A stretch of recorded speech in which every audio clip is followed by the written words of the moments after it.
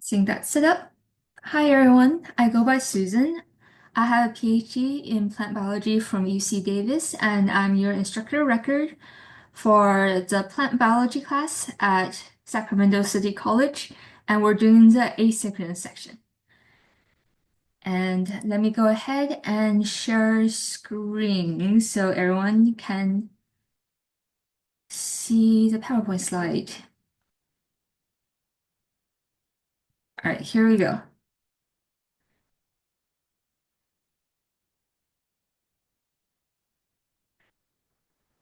So we're going to get started with the first lecture ever for this class on plant morphology, diversity, and selection. And we'll really get into depth about plant morphology and body plan in this first lecture. But before we get there, I want to begin with a land acknowledgement. We acknowledge the land currently occupied by Sacramento City College as the traditional home of the Maidu, Miwok, Nisenan people. These sovereign people have been caretakers of the area since time immemorial. Despite centuries of genocide and occupation, the Maidu, Miwok, and Nisenan people continued as vibrant and resilient federally recognized and unrecognized tribes, bands, and rancherias. Today, we honor and recognize our Maidu, Miwok, and Nisenan tribal neighbors for their contributions as caretakers of the Sacramento Valley and honor their sustained existence. It is with their blessing and continued guidance that Sacramento City College seeks to provide an accessible, equitable, and supportive institution of learning and experience.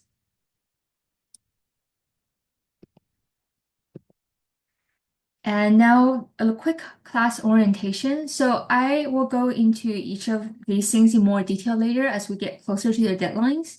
So even though there's a lot of material here, don't freak out if you didn't catch anything. This is just there for your reference.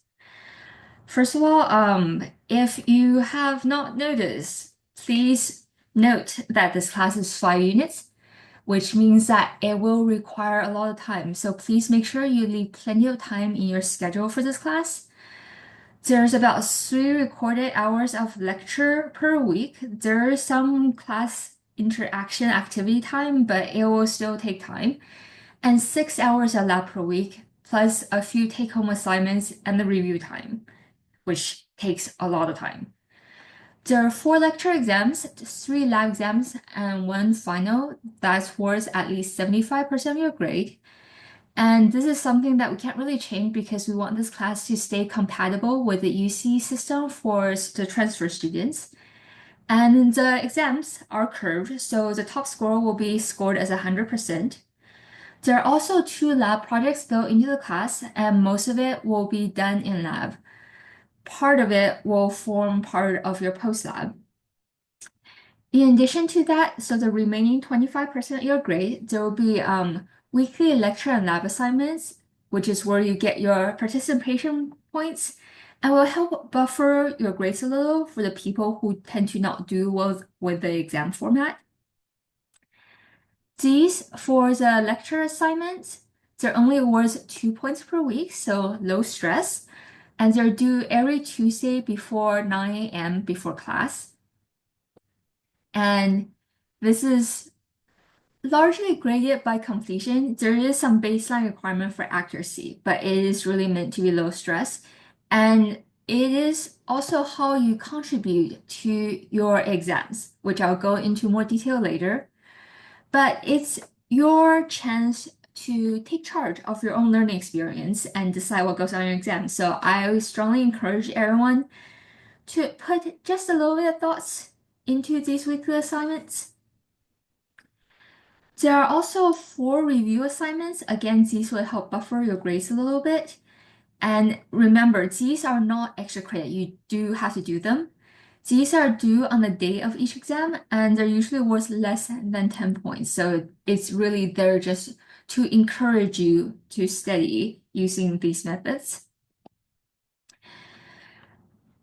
But even more important than that, for the first week, there are 2 things that you must do in order to stay enrolled in this class. One is there is a requirement for this class, which is the completion of Biology 402 or the equivalent with a C or better. So Please use the Canvas link located under the week 1 module to submit your official transcript as your completion of prerequisite proof. The second thing you must turn in, again submitted through Canvas, is the liability form for this class. So please do that within this week. There's also a class agreement to ensure that we have a positive learning experience for everyone. So something that I like to tell all my students is that science is community and community is not spectator sport.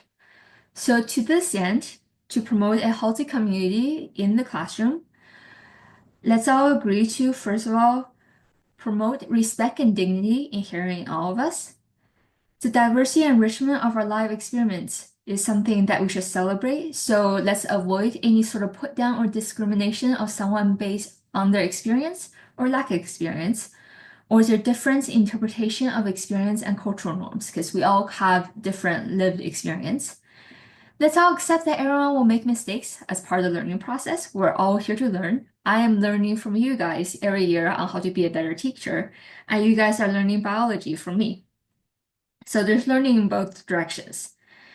Let's promote a positive environment that is safe for everyone to have open and honest exchange.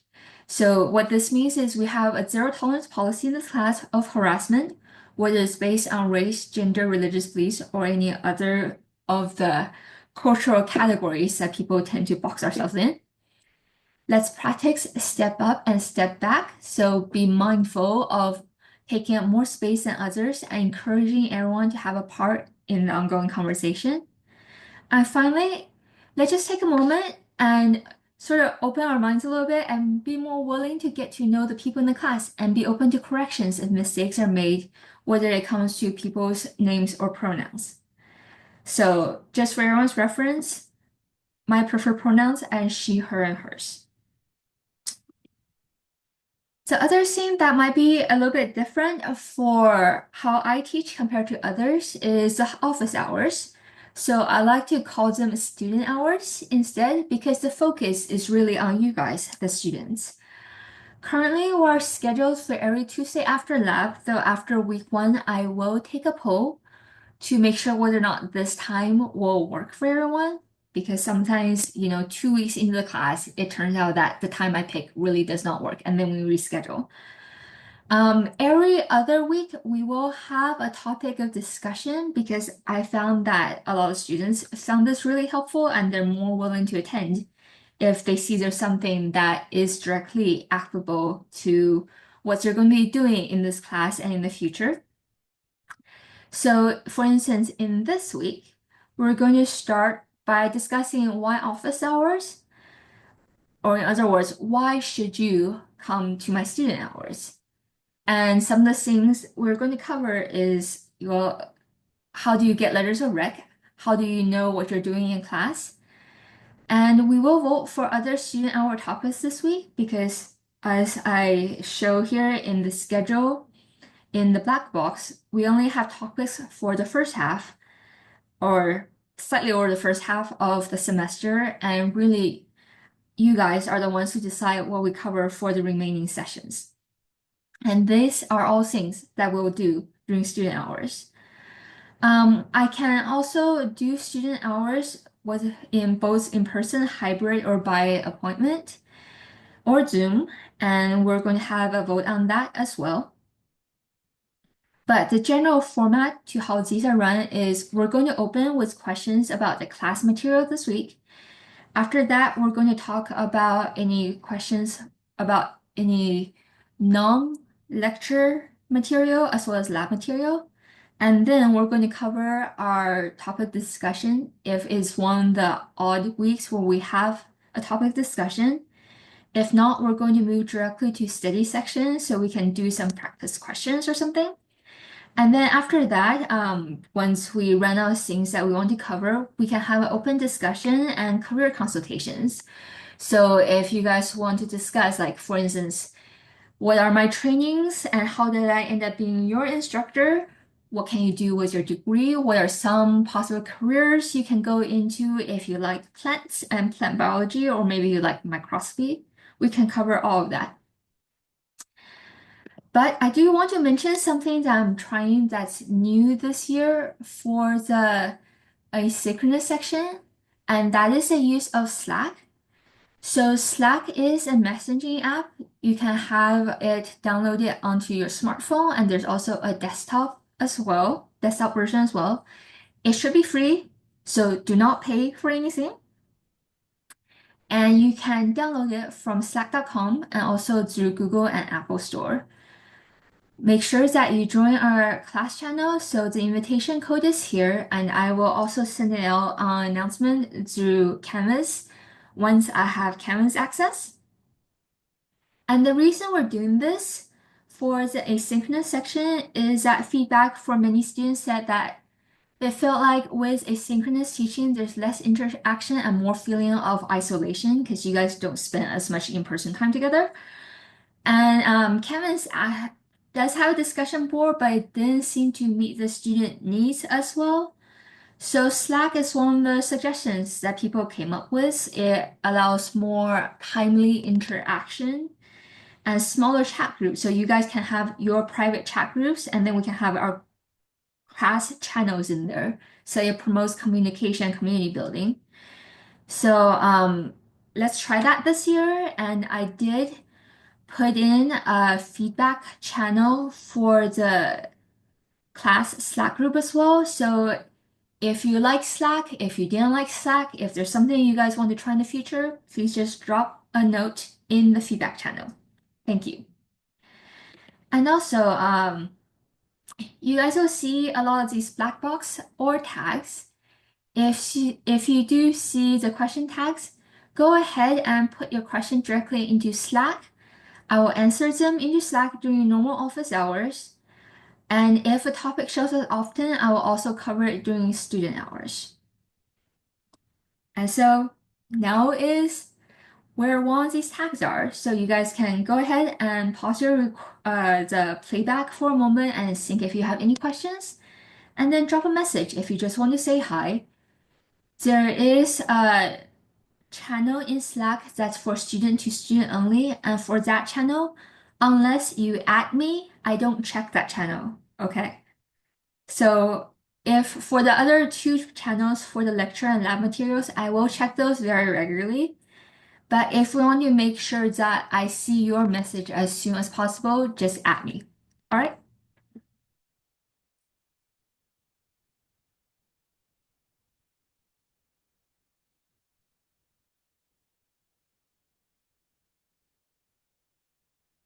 Okay.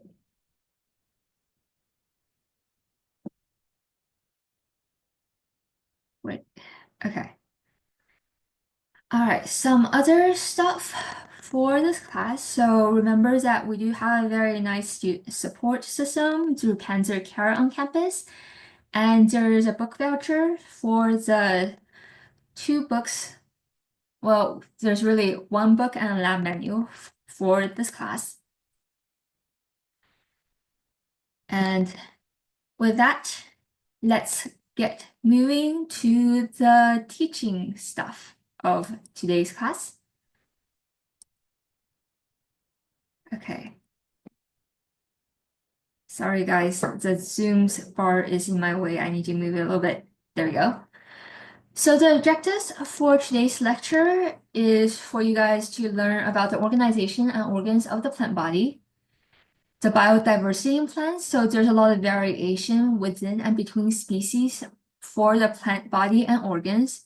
And there will be a quick aside on stem cell implants, so we'll cover that part in more detail later. We're also going to briefly cover natural selection and artificial selection in plants. Everyone has probably heard of Darwin, so now is how the Darwinian principles will apply to selection in plants. And we're going to get started with introduction to the plant body. So in other words, what are the parts of the plant body and what are the main organs? The plant body can be divided into two main parts. One is shoot, which is normally above ground, and the other one is the root system, which is normally below ground. And the reason I say normally, and not the reason why the word typical is in all caps, is because Life is weird. So biology is very weird. This is where life is complicated, takes a very literal definition. And so there are exceptions to this rule, but for the purpose of introduction, we're just going to say shoot is the part that's usually above ground and root is usually below ground. And the shoot is usually the system that's responsible for photosynthesis, while shoot is usually responsible for absorption of water and nutrient. Something I want to draw everyone's attention to are these terms that are bolded and underlined. So these are the stuff that's going to get tested on exams. So please do pay attention to these. And again, the shoot and root are two main organs or two main organ systems. And they're called organ system because they include all the organs, tissue, and cells of that structure. Here's what that looked like in an actual plant. So here's a baby pistachio tree, which is something that I used to do my research on. So here's the above ground part. You have the leaf and the stem, which are the two main organs of the shoot. And then below that, you have the root, which is the main organ of the root system. And these are organs for vegetative growth.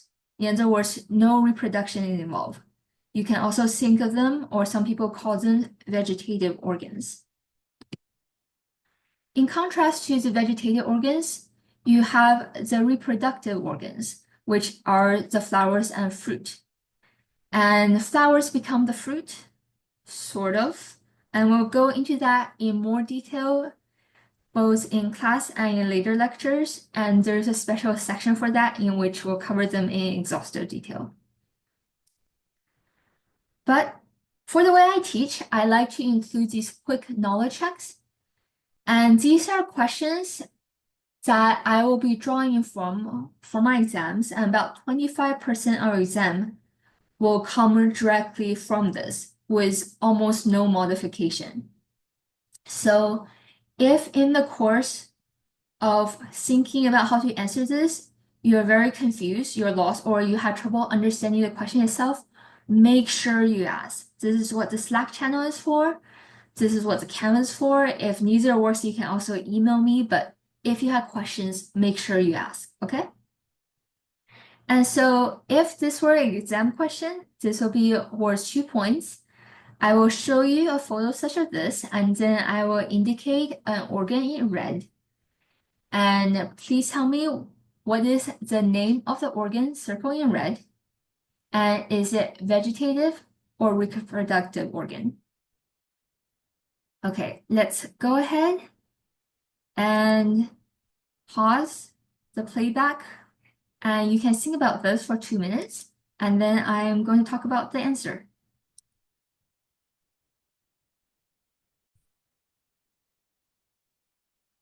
All right, now that you have had a moment to think about this, remember we have 3 main vegetative organs, leaf, stem, and root, and we have 2 reproductive organs, fruit and flower, and this is typical for an angiosperm or flowering plant. In this case, the organ indicated is a flower, so that's 1 point, and that is a reproductive organ, which is 1 more point. Now let's move on to the second question. Same plant.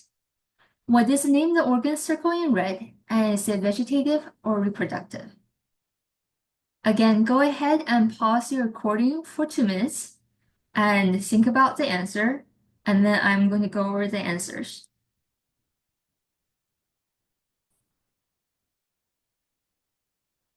All right, so hopefully you have had a chance to think back on the stuff we just covered and know that the thing that's indicated here is the leaf and it is a vegetative organ. Now, the shoot structure is actually a lot more complicated than that, and there are a lot more features. So shoe has many parts, just like our arms have many parts, right? We have fingers. If you want to get into the name of each finger, there's the wrist, elbow, and so on. So similarly for the plant, there is a terminal bud. It is sometimes known as the apical bud. I am not particular on which one you should use. You can use both in exam. But the main thing to remember for the terminal bud is that it is the structure that's responsible for primary growth. We'll go into this in more detail later, but you should just remember terminal bud is the original source of all shoot tissue, and that's why it's super important. And the important thing is remember it's the original source. In addition to that, what's unique about plants is that plants have these nodes and internodes. The nodes are the points where the leaves and the lateral buds come out. They're also called axillary buds. And the nodes are the stretches of stem in between the nodes. So at each node, you should have leaves, which are the primary photosynthetic organ in a typical plant. There's the lateral or axillary bud, which is a source of branch and all tissues within that branch. So when a tree, for instance, have a side branch, the branch will include more stem and more shoot tissue and more leaves and more axillary buds, right? So all that will come from a lateral bud. And then each node and internode forms what's considered one modular unit or one unit of stem growth. In terms of leaf, there's also a lot of parts to the leaf. The leaf can be a simple leaf, so there's only one large flattened blade structure coming off the node, attached one single petiole. This is called a simple leaf. You can also have a compound leaf, which instead of having one large flattened blade, you have multiple leaflets. And there are two types of compound leaf you can have. You can either have pinnately compound. So think of this like a feather, right? It's bilaterally symmetrical. And so in other words, the left side is equal to the right side, like a pin. Or it can be palmately compound. So like your fingers coming off a palm, like the clover seen here. Now we're going to move to talk about the root. So there's two commonly observed root system. One is called the taproot, and that's what's shown in the diagram here. So a typical taproot system will have a larger main root, and there will be lateral roots coming off the main root. This is something commonly found in dicots, which is the term we use for plants with two cotyledons and includes things such as pistachio, apple, lettuce, and carrots. And we'll cover more about dicots and what that means later. However, the other thing that we want to cover here is the other root system, which is the fibrous root system, in which case there's no obvious main root, and the fibrous root system is something that you usually see in the monocots or plants with only one cotyledons. This is a lot of the staple crops we eat, such as rice, corn, wheat, and grasses. And again, we'll cover in more detail later the difference between these. But for the purpose of this lecture, here is a quick summary of the difference between monocot and eudicot. Eudicot is the more taxonomically correct term for dicot. Again, more on that later. But for now, let's just look at this table and note that there are 5 areas which are different between monocots and dicots. One is the difference between the number of cotyledons. So monocot is short for mono, one, cotyledon, which is the structure. And dicot, similarly, di means two, right? So it's two cotyledons, which is how you can remember these. Another thing that's different is looking at the veins in the leaves. So monocots, if you ever look at grasses, they have veins in parallel or parallel venation. In contrast, in dicots, whether it's maple or your apple tree or the sycamore trees on campus, they have veins that are more reticulate or net-like.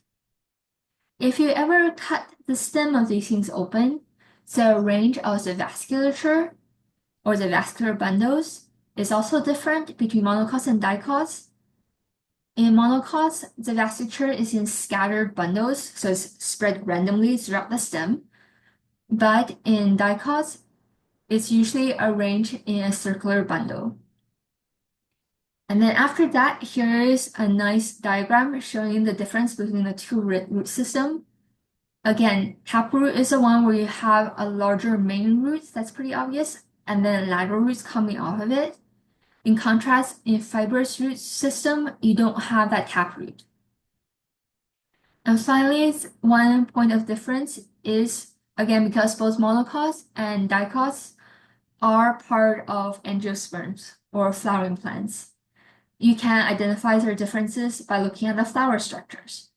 So monocot flower parts, such as petals or stamens and sepals, are usually in multiples of 3. And in contrast, for dicots, the parts are usually multiples of 4 or 5. And please make a note of all these because this is something that will be on the exam. Now we have to cover a quick note on taxonomy because I'm sure what I just mentioned about eudicot and dicot and what I mean by taxonomically correct can be a little bit confusing, right?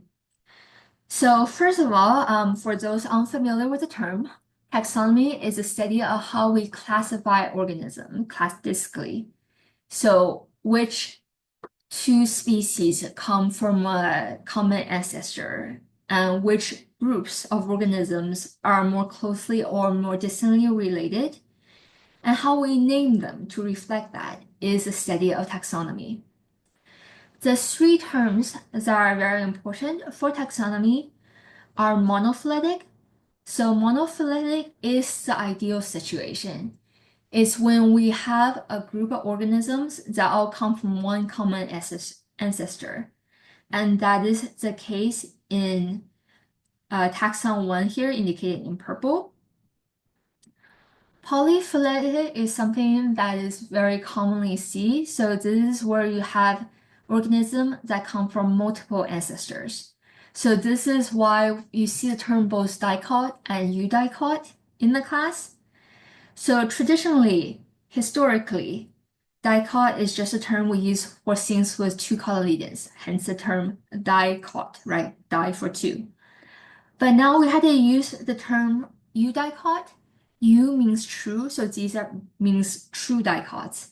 Because it turns out historically, all the plants that we call dicots are not monophyletic. And that's terrible for taxonomy because we want things to be genetically related. So when we study the genes, we can draw accurate conclusions, right? But it turns out everything you be studying in these things actually are not from a common ancestor. And so the genetics adds complications and the data could be misinterpreted. And so we had to draw a distinction between dicot, which are based on the fact that something has 1 cotyledon or 2, and eudicot, which are based on genetic, things are actually monophyletic. So in our diagrams here, I guess we call this turquoise. The turquoise group are polyphyletic because they came from actually 2 ancestors, C and F. But taxon 1 here in purple, like this group, is monophyletic because everything can be traced back to B. And as you can see, A through C, purple, turquoise, and orange here, all the same tree. So whether or not something is monophyletic or polyphyletic just depends on the name you are talking about and the group that you're referring to. So for something, if I'm only talking about, for instance, everything up through C and F but not B, that is still polyphyletic. But once you include B, that's monophyletic. And each of these letters here in real life represents a name, such as eudicot and dicot. So that's something that will take a bit getting used to if you're not familiar with the system. But for the sake of this class, I just want you to be familiar with the fact that there's three cases of taxonomic grouping. That monophyletic is the ideal situation, and sometimes we hear terms that are sometimes used interchangeably, or you hear me say that historically we called this thing, but now we refer to that thing. What usually have happened is that we have new genetic data that showed us that something might not be monophyletic. So we had to come up with a new grouping so that things are more accurate on monophyletic. Another example for this is paraphyletic. Paraphyletic is when non-organisms from a common ancestor, are included. And one famous example for this is the bryophyte. Now we tend to call this bryophyte sensu lato, which means that bryophyte in the general sense, because it turns out bryophyte is not a monophyletic term. And bryophyte refers to mosses, hornworts, and liverworts. And it is something that's shown in the orange grouping over here. So you are only including one branch and not all the branches that derive from a common ancestor, or in this case, ancestor A. Another example of this that you'll see in lab is the term anthophyta, which is a term that's sometimes used for angiosperms or angiospermi. And the reason that got changed to angiosperms or to, I think the new one is magnoliophytae, is because the old terms turns out to be paraphyletic. So with that out of the way, for lab this Thursday, you are going to go into more details about the difference between monocots and dicots. So I want to introduce some of the material here as well, because the lab and the lecture material are meant to complement each other. And for this reason, I also strongly recommend everyone to watch the lecture before you come to the lab, because it will make your lab experience a lot smoother and things a lot less confusing. So if you are the sort to use agenda or digital calendar, please do mark off time to listen to the lecture before each lab. To continue, for lab this Thursday, you're going to be looking at beans and corn, beans for eudicot, corn for monocot. And for the lab, you're going to want to learn about the different structures in the seed of both the monocot and the eudicot. So for the garden bean, Phaseolus vulgaris, if you open the bean, there is a tiny embryo inside. And then for most eudicots, you'll be able to see the embryonic leaves indicated here in the diagram and in the photo. And they're also called plumule. There is an embryonic root called the radicle. And then there is the epicaudal and the hypocaudal. So for each eudicot, the cotyledons tend to be these large two halves, which are where the nutrient is stored for eudicots. And these structures are attached to the embryo at a point. And the region of the embryonic stem that is located above the point attachment is called epicaudal, epi for above. And the part of the stem that is below the point of attachment is called hypocaudal, hypo for below. It can be kind of tricky to figure out where the embryo is attached to the cotyledon in the embryo. It becomes more obvious in the germinated seedlings, which you'll see in the lab. Or here. Sorry, I forgot the order of the slides. But yeah, once it's grown up, you can see that here are the plumule. They spread out. The radicle becomes a taproot system. So it's more obvious in the photo on the right. Here is the main root, and here are the lateral roots. And here are the two cotyledons. So now you can see the stem has elongated, and these region above the cotyledons, which will shrivel and fall off as the seedling gets older. is the epicotyl, and then below that is a stem between the cotyledon and the root, which is called the hypocotyl. So for the lab, something that I'm asking everyone to do as part of the post lab is that each time where the lab handout tells you to take a photo label, go ahead and paste a photo into Google Slide. I'll paste the link for the slide deck in Canvas. And you want to paste the photo that you have taken and label at least 3 structures from the lab accurately in that photo to get 3 points for your post lab. And again, for both the lecture assignments and the lab post lab assignments, this material that you're adding to the slide deck may be used as part of the lab exam. And up to 25 to 50% of your lab exam will come from these photos. So it is beneficial to you to ask if you're not sure what your labeling is correct before you leave the lab. And it's also beneficial for you to look through your slide deck and look at all your classmates' photos and label as well, because you don't know which one of them will show up in the exam. But you guys can coordinate, right? You can choose which photo you're adding to the slide deck. You can coordinate with your classmates which photos they put in the slide deck. Because for each lab, there will be multiple photos and lots of things you can label. So this is how you can take charge of determining what you're going to get tested on. So here is a template for what your post-lab slide can look like.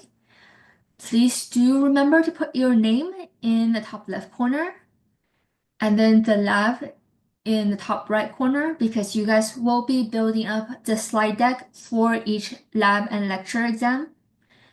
And you'll have your photo that you take in the middle, and then you can use the little draw shape button in PowerPoint or in Google Slides to label the structure in your photo this way.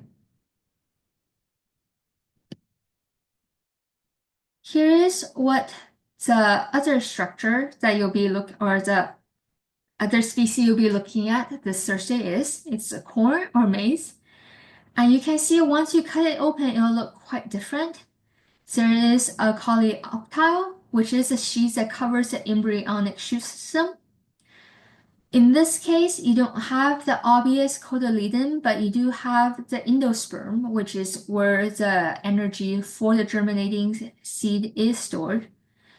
Here's your plumule, or cotyledon. It is protected by the coleoptile.